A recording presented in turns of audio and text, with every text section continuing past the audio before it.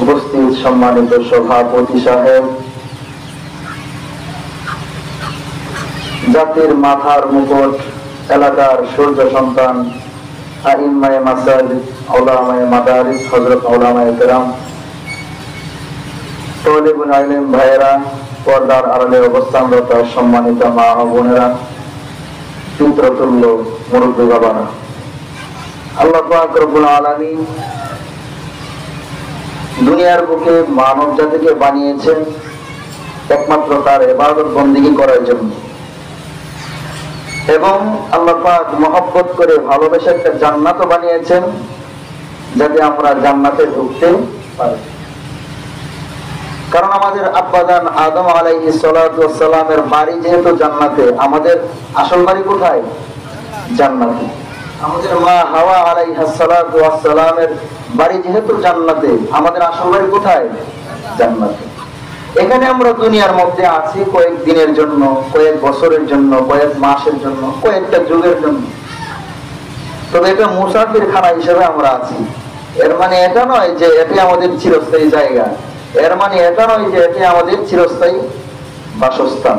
আমাদের আসল বাড়ি জান্নাত, আমাদের মার বাড়ি জান্নাত, আসল বাবা আমাদের আব্বাজান আদম আলাইহিস সালাতু ওয়াস সালামের বাড়ি জান্নাতে, হাওয়া আলাইহিস সালাতু ওয়াস সালামের বাড়ি জান্নাতে। সেই দৃষ্টিকোণ থেকে আমাদের আসল বাড়ি জান্নাতে। আর এই দুনিয়ার মধ্যে আমরা আসছি স্বল্প কয়েক ঘন্টার জন্য, কয়েক মাসের জন্য, কয়েক বছরের জন্য, 3-4 যুগের জন্য। এতে কোনো সন্দেহ আছে?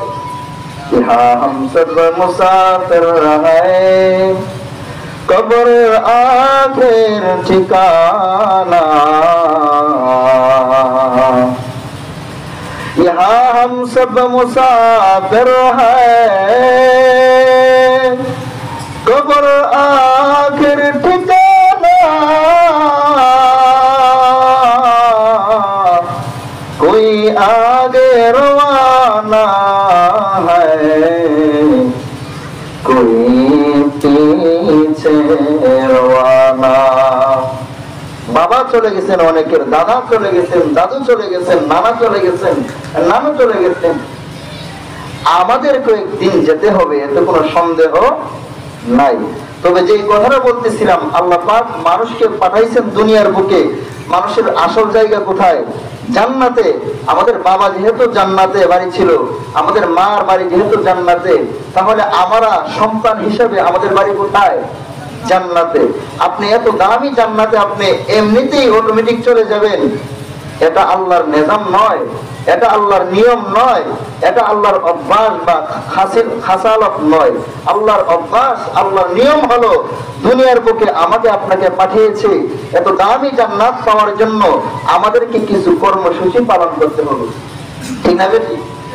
পৃথিবীর বুকে আপনি যত প্রতিষ্ঠান দেখেন, স্কুল বলেন, কলেজ বলেন, যত জায়গায় আছে, যত পরীক্ষা হয়, যে কোনো সাবজেক্টে পরীক্ষা হয় না কেন, কোন পরীক্ষার মধ্যে পরীক্ষার ফল, এই পরীক্ষার প্রশ্ন আউট করে দেওয়া কিন্তু প্রতিষ্ঠানের নিয়ম নয়।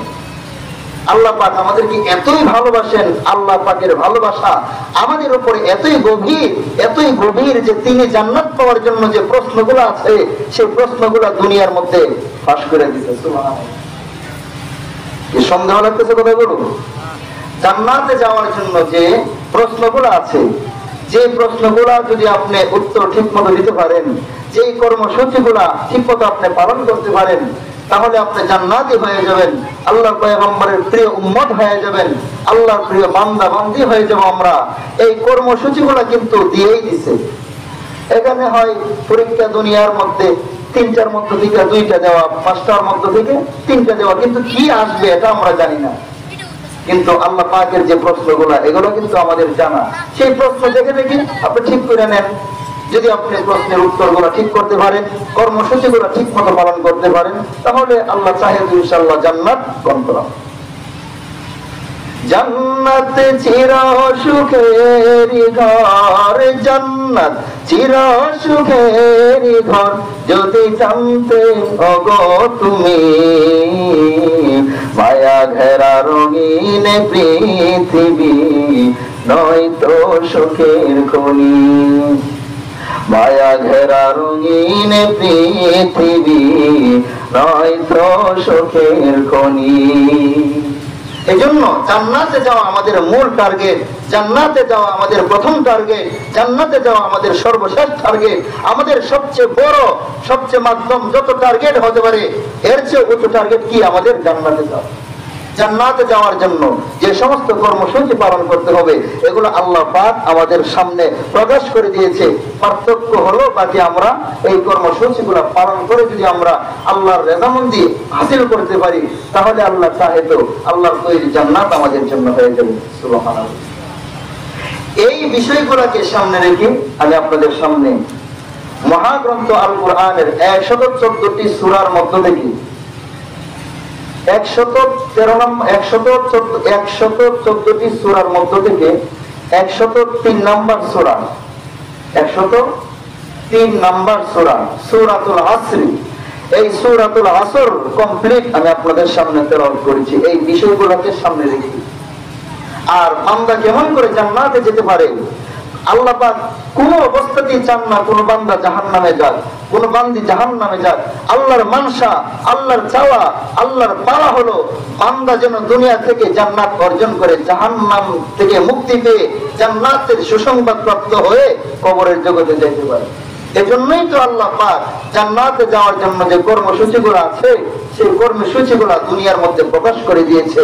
আজকের যে তেলাওয়াত কিন্তু যে সূরাটা আপনাদের সামনে যে তেলাওয়াত করেছি আল্লাহ পাক আমার মাধ্যমে যে সূরাটা তেলাওয়াত করিয়েছেন এই সূরার আলোচনা শুনলে এটাই বুঝতে পারবেন যে একটা মানুষ জান্নাতি হওয়ার জন্য, একটা মানুষ দুনিয়ার মধ্য থেকে আখিরাতের সফলতা অর্জন করার জন্য, আখিরাতের জন্য লাভবান হওয়ার জন্য দুনিয়ায় একটু সাময়িক সময়ের জন্য লস হোক না কেন, দুনিয়ার মধ্যে সাময়িক সময়ের জন্য একটু ক্ষতি হোক না কেন, তবে আখিরাতে সাকসেসফুল হওয়ার জন্য যা কিছু করা প্রয়োজন এই বিষয়গুলো আল্লাহ পাক এই আমার তেলাওয়াতকৃত সূরার মধ্যে আলোচনা করেছেন।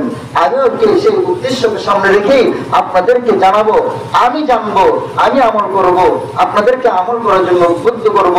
এই বিষয়গুলো এই উদ্দেশ্যকে সামনে রেখে এই সূরাটা আমি আপনাদের সামনে তেলাওয়াত করেছি। এই সূরাটা মহাগ্রন্থ আল কোরআনের 114টি সূরার মধ্য থেকে 103 নম্বর সূরা। এই সূরার মধ্যে আল্লাহ পাক 3টা আয়াত নাযিল করেছেন। কয়টা? 3টা আয়াত নাযিল করেছেন। সূরাটা অনেক দামি। 103 নম্বর সূরা, আয়াত কয়টা? 3টা। এই সূরাটা অনেক ফজিলতপূর্ণ একটা সূরা। এই সূরাটাকে মুফাসসিরিনে কেরাম খুলাসাতুল ইসলাম বলে। কি বলে? খুলাসাতুল ইসলাম। এর মানে হলো ইসলামের সার নির্যাস, ইসলামের মুলাখাস, ইসলামের সার নির্যাস। সংক্ষেপে ইসলাম হলো এই সূরা আসর। কেমনে এটা? সাহাবায়ে কেরামের একটা আমল ছিল। এই রাস্তা দিয়ে গেছে, একজন সাহাবীকে পাইছে, বলল ভাই তোমার আমি একটা আমল শেখায় দিতে চাই। বলে কি? বলে সূরাতুল আসর। ওয়াল আসরি ইন্নাল ইনসানা লাফি খুসর। এই সূরাটা শোনায় দিতে। আবার ওই দিকে ঘুরে আসতেছে আরেকজনের সাথে সাক্ষাৎ, আরেকজনের সাথে সূরাটা শোনায় দিতেন। মরুভূমির প্রান্তে একজনের সাথে আরেকজনের সাক্ষাৎ, এই সূরাটা শোনায় দিতেন। কারণ কি? এই সূরাটা একজন সাহাবী একজনের কাছে পৌঁছায় দেওয়া, আমি আপনার কাছে পৌঁছায় দিলাম, আপনি আমার কাছে পৌঁছায় দিলেন। এর মানে হলো আপনি সংক্ষেপে আমার কাছে ইসলামটা পৌঁছে দিচ্ছেন। যেহেতু মুফাসসিরিনে কেরাম এই সূরাটাকে খুলাসাতুল ইসলাম বলেছেন, যেহেতু এই সূরাটা খুলাসাতুল ইসলাম, ইসলামের সার নির্যাস, আপনি সংক্ষেপে ইসলাম বোঝার জন্য এই সূরাটাই যথেষ্ট। সুবহানাল্লাহ। আমাদের চারজন বড় বড় ইমাম, ইমাম আবু হানিফা রাহিমাহুল্লাহু তাআলা, ইমাম শাফিঈ রাহিমাহুল্লাহু তাআলা, ইমাম মালিক রাহিমাহুল্লাহু তাআলা, ইমাম আহমদ ইবনে হাম্বল রাহিমাহুল্লাহু তাআলা। ঠিক আছে নি? ঠিক আছে নি? মুখস্থ আছে আপনাদের? তো আপনার এই চারজন ইমাম, বড় বড় ইমামের মধ্যে একজন ইমাম হলেন ইমাম শাফিঈ রাহিমাহুল্লাহু তাআলা। তিনি বলেন যে, খেয়াল করবেন কথাগুলো, যে এই সূরাটা কেন খুলাসাতুল ইসলাম, এই সূরাটা কেন ইসলামের সার নির্যাস, এই সূরাটা আপনি একজনের কাছে পৌঁছায় দিলেন, মানে সংক্ষেপে আপনি ইসলামটা পুরাটাই পৌঁছায় দিলেন তার কাছে। আমি আপনাদের কাছে পৌঁছাইলাম, মানে সংক্ষেপে ইসলাম পুরাটাই পৌঁছায় দিলাম। আপনি আমার কাছে পৌঁছাইলেন, মানে সংক্ষেপে ইসলাম পুরাটাই আমার কাছে পৌঁছায় দিলেন। কেন এত গুরুত্বপূর্ণ এই সূরাটা, কেন এত ফজিলতপূর্ণ এই সূরাটা, কেন এত দামি এই সূরাটা, কেন এত মর্যাদাবান এই সূরাটা? ইমাম শাফিঈ রাহিমাহুল্লাহ তাআলা বলেন যে আল্লাহ পাক মুহাম্মদুর রাসূলুল্লাহর উপরে 114টি সূরা নাযিল করেছেন। আল্লাহ পাক যদি ইচ্ছা করে 114টি সূরা নাযিল না করে, 113টি সূরা নাযিল না করে, শুধুমাত্র কেবলমাত্র সূরাতুল আসর আল্লাহর পয়গম্বরের উপর নাযিল করতেন, আর আল্লাহর পয়গম্বর আনেওয়ালা যত উম্মত আছে সমস্ত উম্মতের জন্য, কিয়ামত পর্যন্ত যা আসবে সমস্ত উম্মতের জন্য, সমস্ত মানুষের জন্য এই সূরাটাই রেখে যাইতেন উপঢৌকন স্বরূপ, এই সূরাটাই রেখে যাইতেন হাদিয়া স্বরূপ।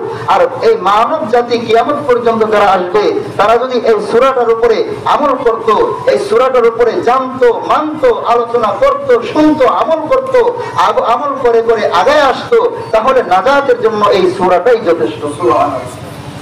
কারণ সংক্ষেপে এটা কি খোলাসাতুল ইসলাম। আপনি যখন এটার অর্থ করবো তখন আপনি বুঝতে পারবেন। ইমাম শাফিঈ বলেন যে এই জন্যই সূরাটার এত দাম, যেহেতু এই সূরাটা আল্লাহ পাক যদি ইচ্ছা করে 113টা সূরা নাযিল না করে একমাত্র সূরা আসর নাযিল করতেন, আর নবীজি শুধু আমাদের জন্য সূরা আসর রেখে যেতেন, আর আমরা সেই সূরা আসর যেটা তেলাওয়াত করলাম আমরা এটা জানতাম, মানতাম, আমল করতাম, এর উপরে নিজেকে ফিট করতাম, নিজের ভিতরে এটা ফিট করতাম, এটার আমল দিয়ে 3.5 হাত বড়ি সাজাইতাম, তাহলে এই সূরাটাই আমাদের জান্নাত জাহান্নাম থেকে মুক্তি পেয়ে জান্নাতে যাওয়ার অন্যতম কারণ হয়ে যায়। এত দামি একটা সূরা, এজন্য আমি মানুষ খুঁজে হতে পারি, আপনাদের কারো ভাতিজা, কারো ভাগিনা, কারো নাতি, হ্যাঁ আমার বাবাও আছে, আমার বড় ভাই আছে, আপনারা সবাই আমার আত্মীয় স্বজন। তবে মনে রাখবেন আলোচনা কিন্তু আত্মীয় হিসেবে বলতেছি না, আলোচনাগুলো খুব দামি, এই কথাগুলো খুব দামি, এই সূরাটা খুব দামি।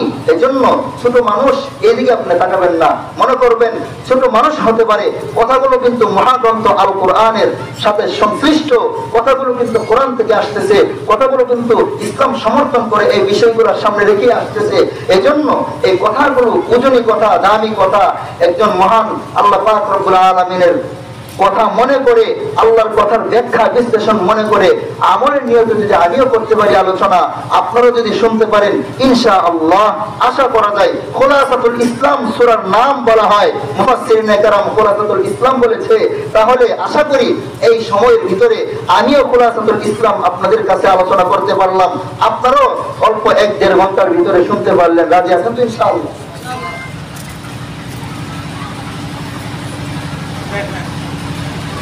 এজন্য এই সূরাটা অনেক দামি, অনেক গুরুত্বপূর্ণ।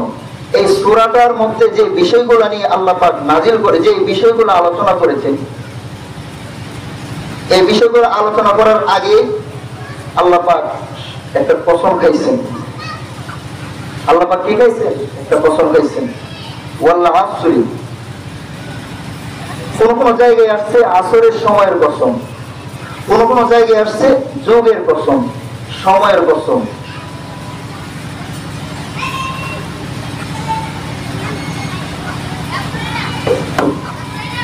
কোন কোন জায়গায় আসছে যুগের কসম, সময়ের কসম, কোন কোন জায়গায় আসছে যুগের কসম, কোন জায়গায় আসছে আসরের সময়ের কসম। তবে প্রসিদ্ধ মত হলো আল্লাহ পাক যুগের কসম খাইছেন, আল্লাহ পাক সময়ের কসম খাইছেন, যে সময়টা কতক্ষণ সময় হতে পারে।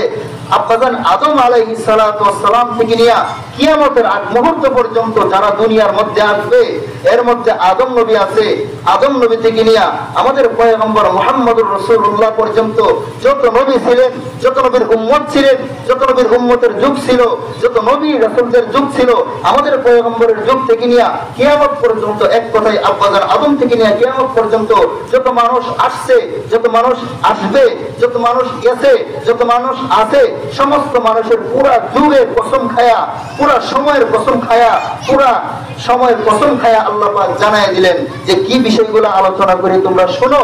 আল্লাহ পাক পুরো সময়ের কসম খাইছেন, ইব্রাহিম নবীর যুগের কসম খাইছেন, ইসমাইল নবীর যুগের কসম খাইছেন, ইউসুফ নবীর যুগের কসম খাইছেন, আব্বাজান আদম নবীর যুগের কসম খাইছেন, সমস্ত নবী, শোয়েব নবীর যুগের কসম খাইছেন, লূত নবীর যুগের কসম খাইছেন, নূহ নবীর যুগের কসম খাইছেন, ঈসা নবীর যুগের কসম খাইছেন, মূসা নবীর যুগের কসম খাইছেন, আমাদের পেয়ারা নবীর যুগের কসম খায়া, সমস্ত যুগের কসম খায়া আল্লাহ পাক এই বিষয়গুলো এই সূরার মধ্যে নাযিল করেছেন। সুবহানাল্লাহ।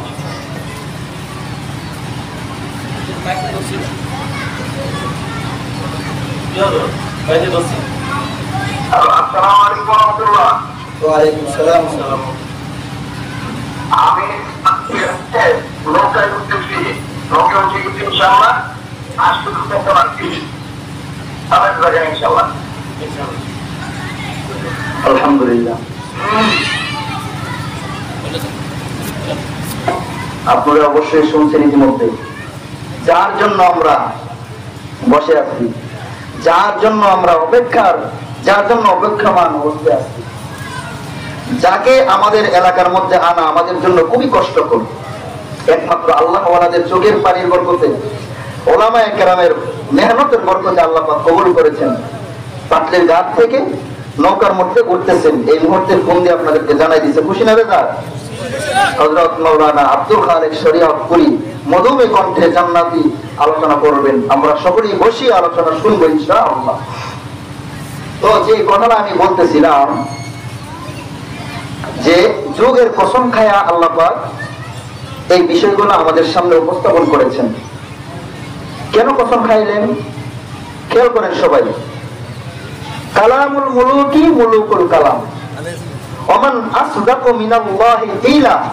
পৃথিবীর বুকে আল্লাহর চাইতে অধিক সত্যবাদী, সবচেয়ে বেশি সত্যবাদী কে হতে পারে বলেন? আল্লাহর চাইতে ওমান আসদাকু মিনাল্লাহি কিলা, আল্লাহর চাইতে সত্যবাদী কে? আল্লাহ পাক কোন বিষয়, কোন কথা যদি কসম খেয়ে বলেন এটাও যেমন চির সত্য, কোনো সন্দেহ নাই। কোন বিষয় যদি কসম না খেয়ে বলেন এটাও চির সত্য, এতে কোনো সন্দেহ নাই। তবে কসম কেন খাইলেন? কসম কেন খাইলেন? যে আমাদের দুনিয়াবি মানুষের একটা অভ্যাস হলো যে তুমি এই কাজটা করছো না, আমি করি নাই, বলে কি করো নাই, এর প্রমাণ কি? বলে কসম খাও। কসম খাওয়ার পরে আমরা বিশ্বাস করি। এজন্য আল্লাহ পাক কসম খায়া এই বিষয়গুলো আলোচনা করছেন। দামি কথা গুরুত্ব বোঝানোর জন্য আমাদের অভ্যাসের সাথে, আমরা যেহেতু মুমিন, আল্লাহ যেহেতু মুমিন, এই মুমিন মিল রাখার জন্য, মুনাসাবাতের জন্য আল্লাহ পাক আমাদের অভ্যাসকে মহব্বত করে আমাদের অভ্যাসের সাথে মিলায়া তিনিও কসম খায়া জানাই দিলেন। কসমের পরবর্তী কথাগুলো খুব দামি, খুব খেয়াল করে শুনবেন। এই সূরাটা আল্লাহ পাক নাযিল করেছেন মক্কার মধ্যে প্রসিদ্ধ একজন ব্যবসায়ী ছিলেন, আল্লাহর পয়গম্বরের প্রসিদ্ধ একজন সাহাবী, যাকে আল্লাহর পয়গম্বরের ডান হাত বলা হয়। তিনি হলেন হযরত আবু বকর সিদ্দিক রাদিয়াল্লাহু আনহু। দুনিয়া কি সদাকত মে তেরা নাম রহেগা, दुनिया की सदाकत में तेरा नाम रहेगा, सिद्दीक तेरा नाम से इस्लाम रहेगा, सिद्दीक तेरा नाम से इस्लाम रहेगा। হযরত আবু বকর মক্কার মধ্যে একজন প্রসিদ্ধ ব্যবসায়ী এবং আল্লাহর পয়গম্বরের সাহাবী, প্রসিদ্ধ সাহাবী।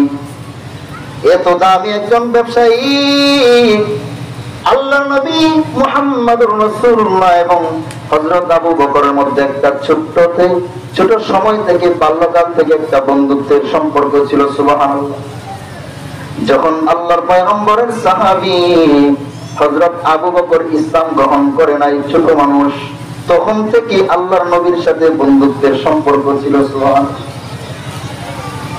আমার পয়গম্বর যিনি নবুয়তের প্রকাশ্য ঘোষণা দিয়া দেন, আল্লাহর পয়গম্বরের সাহাবী হযরত আবু বকর রাদিয়াল্লাহু আনহু, পুরুষের মধ্যে সর্বপ্রথম যিনি ইসলাম ধর্ম গ্রহণ করে ধন্য হয়ে গেলেন। হযরত আবু বকর সবার আগে ইসলাম ধর্ম গ্রহণ করিয়া আল্লাহর রাসূলের নবুয়তের স্বীকারোক্তি করিয়া, আল্লাহর পয়গম্বরকে স্বীকারোক্তি করিয়া, আল্লাহর পয়গম্বরের দাওয়াতকে স্বীকারোক্তি করিয়া পুরুষের মধ্যে যিনি সর্বপ্রথম ইসলাম ধর্ম গ্রহণ করেন তিনি হলেন মক্কার প্রসিদ্ধ ব্যবসায়ী হযরত আবু বকর। আবু বকর রাদিয়াল্লাহু আনহু এত দামি একজন সাহাবী, নবী যখন প্রকাশ্যে দ্বীনের দাওয়াত দিয়া দেন আবু বকর সাথে সাথে গ্রহণ করিয়া ধন্য ব্যক্তিদের খাতার মধ্যে সর্বপ্রথম নাম উঠায় নিলেন। সাথে সাথে একজন জিজ্ঞাসা করে, আবু বকর তুমি কেমন করিয়া তোমার বাপ দাদার কপালের মধ্যে কালো দাগ লাগাই দিলা, সুনকারে লাগাই দিলা? তোমার বাবা তোমার দাদা তারা সারা জীবন 360টা মূর্তি পূজা করেছে, মুহাম্মদকে মানে না, এক আল্লাহকে মানে নাই, কিন্তু তুমি কেমন করে 360টা মূর্তি পূজার ইবাদত না করিয়া এক আল্লাহকে তুমি মাইনা গেলা? কেমন করিয়া মুহাম্মদের বিরোধিতা না করিয়া তার পক্ষের মানুষ প্রধান হয়ে গেল? আবু বকর রাদিয়াল্লাহু আনহু বলিষ্ঠ কণ্ঠে জানায়া যায়, এ বেঈমানের দল, তোমরা অল্প সময়ের জন্য দেখছো মুহাম্মদকে আমি সত্য নবী বলে স্বীকার করে ঈমান আনলাম, তোমরা আমার ব্যাপারে কি জানো না? মুহাম্মদের সাথে আমার সম্পর্ক একদিন দুই দিনের নয়, আজকে আমি প্রাপ্ত বয়স্ক হয়ে গেলাম, তবে মুহাম্মদের সাথে আমার ছোট সময় থেকে একটা বন্ধুত্বের পরিচয়। 5 বছরের ছেলে দুইটা যদি একসাথে চলে দুস্থ হয়ে ডাকে, ডাকে না?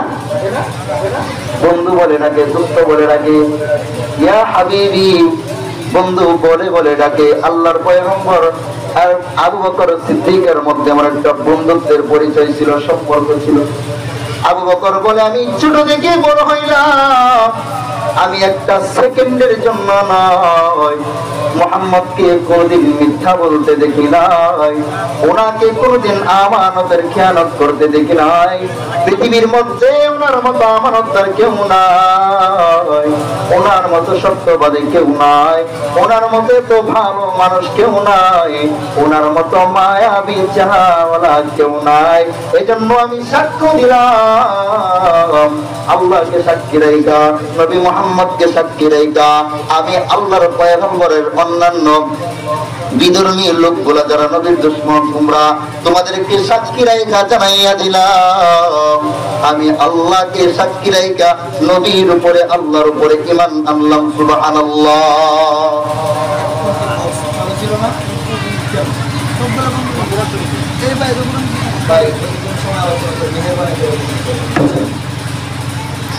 এজন্য আলোচনা আমি বুঝতেছি না কি করতেছিলাম, আলোচনা হইতেছিল ঠিক আছে ইনশাআল্লাহ। আবু বকর সিদ্দিক রাদিয়াল্লাহু আনহু ইসলাম ধর্ম গ্রহণ করে ধন্য ব্যক্তিদের প্রথম কাতারে নাম লেখায় দিলেন। তখন আল্লাহর পয়গম্বর জানায় দেন, আবু বকর নিজে ইসলাম ধর্ম গ্রহণ করেছো, দানী হয়ে গেছো, ঈমান আল্লাহ নেক আমল তুমি করতেছো, নিজে জান্নাতে যাইবা তা হবে না, নিজে জান্নাতে যাইবা আত্মীয় স্বজনকেও নিয়ে যাইতে হবে, তোমার প্রতিবেশীকে নিয়ে যাইতে হবে। অতএব দ্বীনের দাওয়াত নিয়া, কোরআনের দাওয়াত নিয়া, তুমি দ্বীনের দাওয়াত নিয়া, দাওয়াত তাবলীগের ব্যাপারে তুমি প্রান্তে প্রান্তে ছড়িয়ে যাও। আবু বকর মক্কার মধ্যে প্রসিদ্ধ একজন ব্যবসায়ী, আগেই বলেছিলাম, মনে আছে? এত দামি একজন ব্যবসায়ী। আবু বকরের সাথে আশেপাশে যারা ব্যবসা করে তারা আবু বকরের পেছনে পেছনে হিংসা করে, আহারে আমরা সারাদিন সারা মাস ইনকাম করতে পারি নাই, আবু বকর দোকান খুলতে দেরি মুহূর্তের মধ্যে আমাদের যে ডবল হয়ে যায়। সর্বসময় আবু বকরের দোকানের সামনে মানুষের ভিড় থাকে, কারণ আবু বকরের ব্যবসা তো আমাদের দুনিয়াবি ব্যবসায়ীদের মতো না। আবু বকরের ব্যবসা আমাদের অষ্টগ্রামের দোকানদারের মতো না। আবু বকরের দোকানদারির অবস্থা আমাদের কাগজি গ্রামের মতো নয়, পশ্চিম হাটের মতো নয়, জয়নাগরের মতো নয়, আমাদের কিশোরগঞ্জের মতো নয়, আমাদের বাংলাদেশের ব্যবসায়িকদের মতো নয়। আমাদের বাংলাদেশের ব্যবসায়িকরা কি লেখে? বিকৃত মাল ফেরত নেওয়া হয় নাকি? আবু বকর বলতেন বিকৃত মাল ফেরত নেওয়া হয়। কেনই বা তার কাছে যাবে? আর কেনই বা আল্লাহ পাক বরকত দিবেন না? আর আমাদের ব্যবসায়ী 2 বছর 2.5 বছর পরে দোকান বন্ধ হয়ে যায়, দেউলিয়া হয়ে যায়। মূল কারণ হলো আল্লাহর পরিপূর্ণ বিধান অনুযায়ী, রাসূলের পরিপূর্ণ আদর্শ অনুযায়ী, সাহাবায়ে কেরামের পরিপূর্ণ দেখানো পথ অনুযায়ী ব্যবসা করে না, নিজে চলে না, পরিবারকে চালায় না। এজন্য সর্বোচ্চ 2 বছর 3 বছর দেউলিয়া হয়ে যায়। এমন হয় না? কষ্ট পায়েন না। আপনাদের সন্তান হিসাবে আমি যদি উচিত কথাটা না বলি, কে বলবে বলেন? আমি আপনাদের আপন। আমি চাই আমি যে কথাটা জানি, আমি নিজের মধ্যে যেটা ফিট করতে চাই, আপনার মধ্যে যেটা সেটা ফিট করতে পারি। আবু বকর রাদিয়াল্লাহু আনহু এত দামি একজন সাহাবী এবং ব্যবসায়ী। আল্লাহ নবী জানায় দিলেন, তুমি ব্যবসা নিয়ে চলে, তুমি আল্লাহর দ্বীনের দাওয়াত নিয়ে চলে যাও। এতদিন তুমি দিনের বেলা 12 ঘন্টা তুমি আল্লাহর রাস্তায় না দিয়া, এতদিন 12 ঘন্টা তুমি ব্যবসার কাজে ব্যয় করেছো। এখন থেকে আর 12 ঘন্টা দিলে হবে না। তুমি আল্লাহর রাস্তায় সময় দেওয়ার জন্য প্রতিদিন দাওয়াতুত তাবলীগ নিয়ে ছড়ায় পড়ার জন্য, কোরআন হাদিসের বয়ান মানুষকে শোনায় দেওয়ার জন্য একটা সময় ব্যয় করো। আবু বকর রাদিয়াল্লাহু আনহু 12 ঘন্টার অর্ধেক আল্লাহর রাস্তায় দেন, আর 6 ঘন্টা আল্লাহর রাস্তায়, 6 ঘন্টা দোকানের মধ্যে দেন। পার্শ্ববর্তী যে দোকানদাররা আছে তারা খুশি, আহারে 6 ঘন্টা আল্লাহর রাস্তায় আবু বকর দিতেছে, আর এই 6 ঘন্টায় যে মানুষ আসে তারা তো আমাদের কাছে আসে। আবু বকর তো দুনিয়ার দিক দিয়া লাভবান হতে পারতেছে না, ধ্বংস হয়ে যাইতেছে, ক্ষতিগ্রস্ত হয়ে যাচ্ছে। এইভাবে তারা 6 ঘন্টা আরামসে ব্যবসা করে হাতে তালি দেয়, পেছনে পেছনে আবু বকরকে নিয়ে মজা করে। যেহেতু তারা বেঈমান, প্রথম পুরুষের মধ্যে মুসলমান ছিল আবু বকর, বাকি এগুলো বেঈমান ছিল আশেপাশের ব্যবসায়িক গুলো। কয়েক মাস আল্লাহর পয়গম্বরের সাহাবী আবু বকর 6 ঘন্টা আল্লাহর রাস্তায় দেন, 6 ঘন্টা ব্যবসার কাজে দেন। আল্লাহর পয়গম্বর কয়েক মাস পরে ডাক দেয়, বলে আবু বকর 6 ঘন্টা তুমি আল্লাহর রাস্তায় যাও, 6 ঘন্টায় আমরা তো মনে করেন জীবনে এক সিল্লা দেই, বছরে 3 দিন দাওয়াতুত তাবলীগে বের হয়, বছরে 3 দিন আল্লাহ ওয়ালাদের দরবারে যাই, বছরে 1-2 বার আল্লাহ ওয়ালারা যখন আসে তাদের কাছে আমরা সময় দিই। আবু বকর এই সময়টা কি দিনের মধ্যে 6 ঘন্টা প্রতিনিয়ত দিচ্ছেন। কয়েক মাস পরে রাসূলের সহ্য হয় না, রাসূল কো আবু বকর আরো ছড়ায় যাও। আবু বকর কো ইয়া রাসূলুল্লাহ, ঠিক আছে ব্যবসার মধ্যে 3 ঘন্টা 9 ঘন্টা আল্লাহর রাস্তায়। সুবহানাল্লাহ। এইভাবে 9 ঘন্টা আল্লাহর রাস্তায় নিয়ে ছড়ায় যায়, আর 3 ঘন্টা ব্যবসার মধ্যে যে দুনিয়া বিলাইনে ব্যবসা ডাব্বা হয়ে যাইতেছে, লাল বাতি জ্বলতেছে। 9 ঘন্টা যদি যতই ব্যবসা না করো, 6 ঘন্টা যখন 9 ঘন্টা আল্লাহর রাস্তায় না, আল্লাহর রাস্তায় দিয়ে যায় 3 ঘন্টা দোকানের মধ্যে দেয়। তার পরিচিত ব্যবসায়িক গুলা মনে করে আবু বকর মনে হয় দোকানে বসে নাই, এই মনে করে অন্যান্য লোকদের ব্যবসার কাজে যারা মালপত্র বিক্রি করে তাদের কাছে চলে যায়, আবু বকরের কাছে যায় না। কয়েক মাস পর আবু বকর সিদ্ধান্ত নিয়ে নেয়, যাই হবে আল্লাহ যা করে তাই হবে, তবে আমি জানাইয়া দিলাম আমি আমার ব্যবসাটার মালপত্র দোকানপত্র সব বন্ধ করি, আমার জীবনটা আল্লাহর রাস্তায় সুপর্দ করলাম। আল্লাহর রাসূলের সাহাবী আবু বকরের পার্শ্ববর্তী দোকানদার একজন ইহুদি, এই ইহুদিকে ডাক দিয়া বলে, রে ভাই আমার ব্যবসার দোকান তুমি কিনবা কিনা, মালপত্র আছে কিনবা কিনা, ধুলাবালি পড়ে গেছে বিক্রি করে দিব। আবু বকরের কথাটা শুনে আশেপাশের বেঈমান গুলো হাতে তালি দেয়, কাম সাজছে। এই আবু বকর নিজের পায়ে তুমি নিজে কেমন করে পুরান মারলা, তুমি তো এমন ছিল না, তোমার ব্যবসা দেখে দেখে আমরা তোমার প্রতি হিংসা করতাম, তোমার ইনকাম দেখে আমরা হিংসা করতাম। আজকে যেদিন থেকে তুমি মুহাম্মাদের হাতে হাত রেখা মুসলমান হইলা, যেদিন থেকে 360টা প্রভুর সাথে বিয়াদবি করিয়া এক আল্লাহকে মানলা না। আল্লাহ কয়জন? সন্দেহ আছে? قل هو الله أحد الله الصمد لم يلد ولم يولد ولم يكن له كفوا أحد هو الله الذي لا إله إلا هو عالم الغيب والشهادة هو الرحمن الرحيم هو الله الذي لا إله إلا هو الملك القدوس السلام المؤمن المهيمن العزيز الجبار المتكبر سبحان الله عما يشركون আল্লাহর পরিচয় আল্লাহ কয়জন আল্লাহ কয়জন ধরে বলেন আল্লাহ বলেন লাউ কানা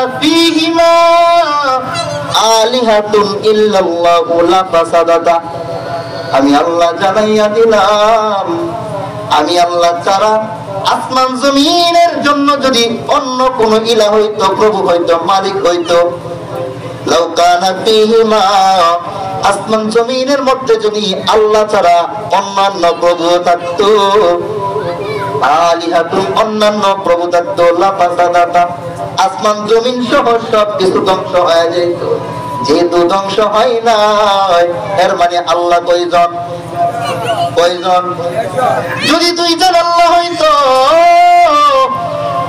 একজন ডাক দিয়ে বলতো এত কষ্ট করেছে হাজী সাহেব সহ হাজীবাড়ির ওলামায়ে কেরাম সহ এলাকার যুবক ভাইয়েরা রাত্রে আমি দেখলাম না ঠিক মতো খাইলো না বিশ্রাম নিল যুবক ভাইয়েরা কত কষ্ট করে করে কালেকশন করলো আমি দেখলাম কালকে খেয়াল করে বৃদ্ধ বাবারা মনে চায় 10 টাকার একটা বিস্কিট খাবে 10 টাকার একটা কেক খাবে কিন্তু মনে চায় কিন্তু মনে কষ্ট দিয়া আল্লাহর রাস্তায় মাহফিলে 10 টাকা 50 টাকা দিয়া দিল সত্য না মিথ্যা যদি আল্লাহ সহ আরো একাধিক প্রভু হইতো একজন বলতো এত কষ্ট করে করে যুবক ভাইয়েরা এত কষ্ট করলো বৃদ্ধ বাবারা এত কষ্ট করলো ওরা যেহেতু মাদ্রাসা মসজিদের সামনে মাহফিল করতে চায় এখানে দিতে হবে না ওরা যদি এখানে মাহফিল দেয় বৃষ্টি আরেক আল্লাহ কইতো সাবধান এদের কষ্ট দেখে আমি আল্লাহ দুর্বল হয়ে গেলাম এদেরকে এখানে মাহফিল করাতে হবে আবহাওয়া সুন্দর থাকবে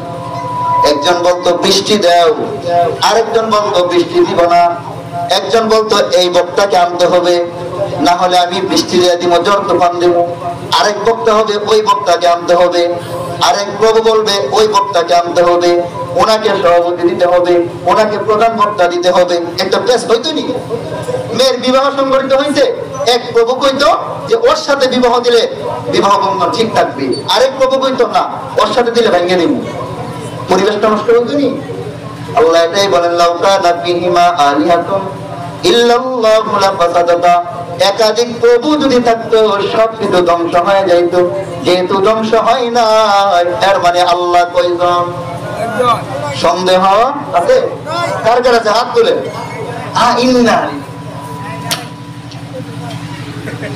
লিল্লাহি ওয়া ইন্না ইলাইহি অনেক গরম তো আমার মতো কষ্ট আপনাদের লাগতেছে আল্লাহ হেফাজত করুন মজা করলাম যাই হোক তাহলে আল্লাহ এক এত কোনো সন্দেহ নাই আবু বকরকে বলে আবু বকর তুমি যেদিন মুহাম্মদের কাছে গেলা হাত রেখে মুসলমান হয়ে গেলা যেদিন তুমি এক আল্লাহরে মানলা মনে আছে ঘটনাটা আমি এই সূরাটার সামনে নজর করতেছি যেদিন তুমি এক আল্লাহরে মানলা সেদিন থেকে তোমার ধ্বংস শুরু হয়ে গেল দিন যাইতেছি তুমি 6 ঘন্টা ব্যবসার কাজে সময় দিতেছো 6 ঘন্টা আল্লাহর রাস্তায় দেও ভালো কথা আবার তুমি 3 ঘন্টায় নিয়ে আসলা আবার তুমি দোকান পর্যন্ত বিক্রি করে দিলা এখন আবু বকরকে নিয়ে মানুষ মজা করে ট্রল করে ইস্তেহজা করে মস্কারি করে চিৎকারি মারে আবু বকরের মনে বড় ব্যথা আবু বকর বেঈমান গুলোর চোখের পানি ডাক দিয়ে ছাইরা বলে এই বেঈমানের দল আমি আল্লাহরে বিশ্বাস করেছি আমার নবীর হাতে আমি হাত রেখে মুসলমান হয়ে গেল এখন তোমরা যাই বলো না কেন আল্লাহকে ছাড়া আমি কাউকে মানি না আমার নবীকে ছাড়া আমি তোমাদের কথা মানতে পারি না। দোকান বিক্রি করে দিল, দোকানের মালগুলা অল্প টাকা দিয়ে বিক্রি কইরা টাকাগুলো নিয়ে আল্লাহর পয়গম্বরের দরবারে হাজির হয়ে যায়। আসসালামু আলাইকা ইয়া রাসূলুল্লাহ, ও পয়গম্বর আপনার কাছে আমি একটা বিষয় জানতে চাই। নবী তাকায় দেখে আবু বকরের চেহারাটা মলিন হয়ে গেছে। আবু বকরের টেনশন হলো, আরে এত মানুষ আমাকে নিয়ে মজা করতেছে, আমি নাকি লস হয়ে গেলাম, আমি নাকি ধ্বংস হয়ে গেলাম।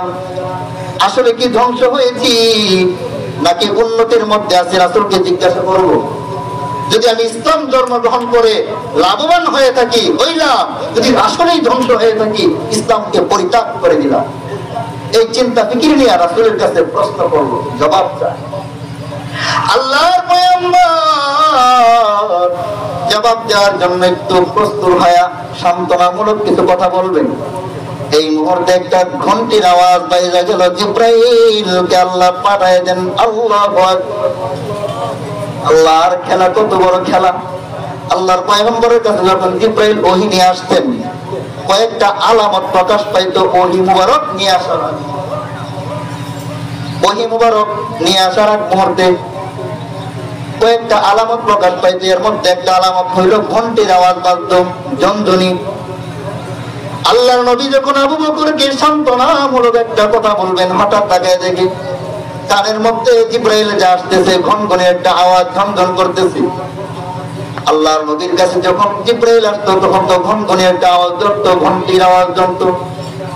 আল্লাহর নবী কয়, আরে আমি আবু বকরকে সান্ত্বনামূলক কথা বলবো, ইচ্ছা করতে দেরি, আল্লাহ জিব্রাইলকে পাঠাইতে দেরি করতেছে না, মনে হয় এই বিষয়ে কিছু বলবে, আমি চুপ থাকি। চুপ। আবু বকর কিছু বইলা চুপচাপ বসে আছেন, রাসূলও কিছু বলতেছেন না। জিব্রাইল এসে বলে, আসসালামু আলাইকা ইয়া রাসূলুল্লাহ, ও আমার হাবিবে কিবরিয়া, আল্লাহ আমাকে আপনার কাছে পাঠিয়ে দিয়েছেন সূরাতুল আসর নিয়ে। সুবহানাল্লাহ। ওয়াল আসরি ইন্নাল ইনসানা লাফি খুসর, এই সূরাটা নিয়ে জিব্রাইল বলে, পয়গম্বর এই সূরা আবু বকরের শানে নাযিল করি আপনার কাছে আমারে পাঠিয়ে দিলেন। আবু বকরকে সহ সবাইকে আপনার সান্ত্বনা দিয়ে দেন। আমার আল্লাহ জানায় দিয়েছেন দুনিয়ার মধ্যে কে লাভবান, দুনিয়ার মধ্যে কে ক্ষতিগ্রস্তের মধ্যে আছে, দুনিয়ার বুকে কে ক্ষতির মধ্যে আছে, কে লাভের মধ্যে আছে, কার জীবন ধ্বংস হয়েছে, কার জীবন উন্নতি হয়েছে, এটা আবু জাহেল বলতে হবে না, বেঈমান কেউ বলতে হবে না, আবু তালেব বলতে হবে না, আবু লাহাব বলতে হবে না, উদ্দাও বলতে হবে না, সাইবা বলতে হবে না। ওই বেঈমানের কথা কোনো আসা যায় না। আমার আল্লাহ নিজে জানাইয়া দিলেন চারটা গুণ যাদের ভিতরে থাকবে তারাই সাকসেসফুল। সুবহানাল্লাহ। চার গুণের অধিকারী যারা হয়ে যাবে আল্লাহ জানাইয়া দিলেন পয়গম্বর, চার গুণের অধিকারী যারা হয়ে যাবে তারাই সফল, তারাই জীবন উন্নতি, তারাই লাভবান হয়ে আছে। চার গুণ যারা মানবে না, সে মনে চায় আবু জাহিল হোক না কেন, উদ্বা হোক না কেন, সাইবা হোক না কেন, মুগীরা হোক না কেন, উমাইয়া ইবনে খালদ হোক না কেন, যত বড় মক্কার লিডার হোক না কেন, বাংলাদেশ পুরো পৃথিবীর মধ্যে এই চারটা গুণ যাদের মধ্যে থাকবে না তারার জীবন ধ্বংস, তারা অনুন্নতির মধ্যে আছে, তারা লোভের মধ্যে আছে, তারা ক্ষতির মধ্যে আছে, তারা জাহান্নামী অধিবাসী হয়ে আছে। চারটা গুণ যাদের মধ্যে থাকবে তারা উন্নতির মধ্যে আছে, তারা লাভবানের মধ্যে আছে, তারা জান্নাতে অবস্থায় আছে। ঘোষণা আবু বকর শুনে খুশি হয়ে গেলেন, মুহূর্তের মধ্যে কষ্ট ঝরে পড়ল। উদাহরণস্বরূপ এই এলাকার মধ্যে আওয়ামী লীগও করে, বিএনপিও করে, সবাই আছে, আছে না? দুইটা পক্ষ আছে না? যারা আওয়ামী লীগ, যারা বিএনপি, তারা যখন শুনছে যে যারা বিএনপি জাতীয় পার্টি, তারা যখন শুনলো জননেত্রী শেখ হাসিনা পলাইছে, কেমন লাগছে? কেমন লাগছিল বলেন? বুঝো আসতে না কেন নাই, সেরতে করে গেছে। যারা বিরোধী দল, আপনি যদি আমার বিরোধী হন, যদি শোনেন যে আল্লাহ না করুন আমি ধ্বংস হয়ে গেছি, খুশি হইবেন না? দুনিয়ার মানুষের অবস্থানটা এমন। আবু বকর সব কষ্ট মুহূর্তের মধ্যে শেষ হয়ে হাসি উজ্জ্বল চেহারা হয়ে গেল। সুবহানাল্লাহ। ওয়াল আসরি ইন্নাল ইনসানা লাফি খুসর। আল্লাহ পাক সূরা নাজিল করিয়া আবু বকরকে সহ আনেওয়ালা উম্মত কিয়ামত পর্যন্ত যারা আসবে সবাইকে সান্ত্বনা দিয়ে বললেন, কে লাভবান, কে ক্ষতির মধ্যে আছে, কার জীবন ধন্য, কার জীবন ধ্বংস, কে জান্নাতি, কে জাহান্নামী, কে আমার পেয়ারা বান্দা বান্দি, কে রাসূলের প্রিয় উম্মত, কে আমার দুশমন, রাসূলের দুশমন, কে বদমিজাজি, কে ক্ষতিগ্রস্ত, কে ধ্বংসের মধ্যে আছে, এটা দুনিয়ার কোনো পরাশক্তি বলতে হবে না। যিনি বলবেন তিনি হলেন আমার আপনার রব। সময়ের কসম খায়া এই আয়াতগুলো আল্লাহ জানাই দিলেন, এই জান্নাতে যাওয়ার যে কর্মসূচি গুলো আছে এগুলা জানাই দিলেন। সময়ের কসম, আব্বাজান আদম নবী আলাইহিস সালাতু ওয়াস সালামের যুগের কসম, নূহ নবীর যুগের কসম, ইসমাঈল নবীর যুগের কসম, আমাদের নবী সহ কিয়ামত পর্যন্ত যত নবী আগমন করবে সমস্ত নবীদের যুগের কসম, সমস্ত নবীর উম্মতদের যুগের কসম খায়া আমার আল্লাহ জানাইয়া দিলেন, আমি চারটা বিষয় জানাইয়া দিলাম। যদি উন্নতি হতে চাও, যদি লাভবান হতে চাও, যদি জান্নাতে যেতে চাও, তাহলে আমি যে চারটা কর্মসূচি দিয়া একটা স্কেল দিয়া দিলাম, এই স্কেলটা মানতে হবে। এক নাম্বার কর্মসূচি হলো, শুনবেন শুনবেন কারা কারা হাত তুলে। গরমে অনেক কষ্ট হইতেছে আপনাদের, আমার এখানে তো মোটামুটি বাতাস আছে, আপনাদের অনেক কষ্ট হইতেছে। আল্লাহ পাক এই গরমের কষ্টের ধৈর্য ধারণ করেন, এর উসিলে আল্লাহ পাক জাহান্নামের আগুন থেকে আমাদের সহ আমাদের আত্মীয় স্বজন কবরবাসী জীবিত সকলকে হেফাজত করেন, আমিন। যাই হোক, এক নাম্বার কর্মসূচি হলো ইন্নাল্লাযীনা আমানু, আল্লাহ বলেন পরিপূর্ণ ঈমানদার হয়ে যাওয়া। সুবহানাল্লাহ। শুধু ঈমানদার না, একটা গাঁজাখোর সেও বলে আমি ঈমানদার, একজন চোর সেও বলে আমি ঈমানদার, একজন আলেমের বিরুদ্ধে কথা বলে সেও বলে আমি ঈমানদার, একজন ইমামের পেছনে লেগে থাকে, তার চাকরি বানায় নিতে ইমামের বদনাম করা, মুয়াজ্জিনের বদনাম করা, হাজী সাহেবের বদনাম করা, এলাকাবাসীর বদনাম করা, মুরব্বিদের বদনাম করা, যুবক ভাইদের বদনাম করা, তার কাজই বানায় নিতে এটা, সে এটা তার কিছুই বোঝে না, সেও দাবি করে আমি ঈমানদার। ফজর পড়লো না, জোহরও পড়লো না, আসরও পড়লো না, মাগরিবও পড়লো না, এশাও পড়লো না, তাহাজ্জুদও পড়লো না, আওয়াবিনও পড়লো না, ইশরাকও পড়লো না, নফল জিকির করলো না, নফল নামাজ পড়লো না, কোরআন তেলাওয়াত করলো না, সেও বলে আমি ঈমানদার। ফজর পড়লো, জোহর পড়লো, আসর পড়লো, মাগরিব পড়লো, এশা পড়লো, তাহাজ্জুদ পড়লো, আওয়াবিনের নামাজ পড়লো, ইশরাকের নামাজ পড়লো, কোরআন তেলাওয়াত করলো, জিকির করলো, সেও বলে ঈমানদার। পার্থক্য আছে না নাই? পরিপূর্ণ ঈমানদার হয়ে যাওয়া এক নাম্বার গুণ। মুখে চাপার জোরে বললাম আমি ঈমানদার, চাপার জোরে ঈমানদার বললে হবে না। দুনিয়ার মধ্যে যুবক ভাই যুবতী বোনকে প্রেম করে ভালোবাসে, প্রেম করার পরে যুবকটা যখন যুবতীর প্রেমে পড়ে যায়, কয়েক মাস পরে যখন তাদের মধ্যে একটা সম্পর্ক বিচ্ছিন্ন হয়ে যায়, তখন যুবক ভাই হাত কেটে কেটে কেটে কেটে ভিডিও করে দেখায়, দেখো আমি তোমার জন্য কি করতেছি, আছে না নাই? যুবতী বোন আমার এলাকার, আপনার এলাকার মা বোনরা অনেক ভালো, যুবক ভাইরা অনেক ভালো, যুবকদের বদনাম করলে আমি আর সেই যুবক, অন্য এলাকার কথা বলছি। যুবতী বোন তাকে ডাক দিয়ে বলে, প্রেমিক আমার তাকায় দেখো, তুমি আমার সাথে সম্পর্ক নষ্ট করে দিছো, কি তোমার কথা আমি বলতে পারি না। বলে কি হইল? বলে তাকায় দেখো, স্ক্রিনশট দিয়ে ছবি উঠাইয়া দেখো, তোমার জন্য আমি হাত কাটলাম, তোমার জন্য আমি রান কাটলাম, তোমার জন্য হাতের তালা কাটলাম। ছেলে মেয়েকে দেখায়, মেয়েটাও ছেলেকে দেখায়, এটা হলো ভালোবাসার বহিঃপ্রকাশ। চাপার জোরে হবে না, কাজ কর্মের মাধ্যমে করতে হবে। তবে আমি এটা বলে যুবক যুবতীকে প্রেমের দিকে উদ্বুদ্ধ করি নাই, উদাহরণ দেওয়ার জন্য বললাম। দুনিয়ার মধ্যে যদি এই উদাহরণ আমরা পালন করতে পারি, আমার আল্লাহ জানাইয়া দিলেন রে মুমিন, শুধু ঈমানদার বললে হবে না, কাজ কর্মের মাধ্যমে প্রকাশ করে দাও আমি ঈমানদার, কাজ কর্মের মাধ্যমে প্রকাশ করে দাও আমি খাঁটি মুসলমান। নামাজ ঠিক মতো করে না, রোজা ঠিক মতো রাখে না, পর্দা ঠিক মতো করে না, হালাল ঠিক মতো খায় না, নেক আমল করে না, জাহান্নামের পথ থেকে বাঁচে না, সেও বলে আমি ইমানদার। সবকিছু ঠিকঠাক আছে, সেও বলে আমি ইমানদার। চুরি করে, ডাকাতি করে, মুরব্বিদের সাথে বেয়াদবি করে, এরাও বলে ইমানদার। মুরব্বিদের সাথে ভালো আচরণ করে, ভদ্রতার সাথে কথা বলে, ইসলামের কানুনগুলো ঠিক মতো মানে, সেও বলে আমি ইমানদার। পার্থক্য কি আছে না? এক, পরিপূর্ণ অপূর্ণাঙ্গ, পরিপূর্ণ অপূর্ণাঙ্গ। আল্লাহ বলেন পরিপূর্ণ ঈমানওয়ালা যদি হতে পারো, এক নাম্বার গুণ ইন্নাল্লাযীনা আমানু, এক নাম্বার গুণ রে যুবক আমার, জান্নাতে যাওয়ার জন্য, আখিরাতের জীবনে সাকসেসফুল হওয়ার জন্য আবু বকরের মতো এক নাম্বার কর্মসূচি হলো ঈমানদার পরিপূর্ণ হয়ে যাওয়া। ঈমানদার যদি হতে চাও রে যুবক আমার, এই বৃদ্ধ বাবারা, পর্দারা, আম্মা জানেরা, যদি এক নাম্বার কর্মসূচি ঈমানদার হতে চাও, কেমন করে হইবা?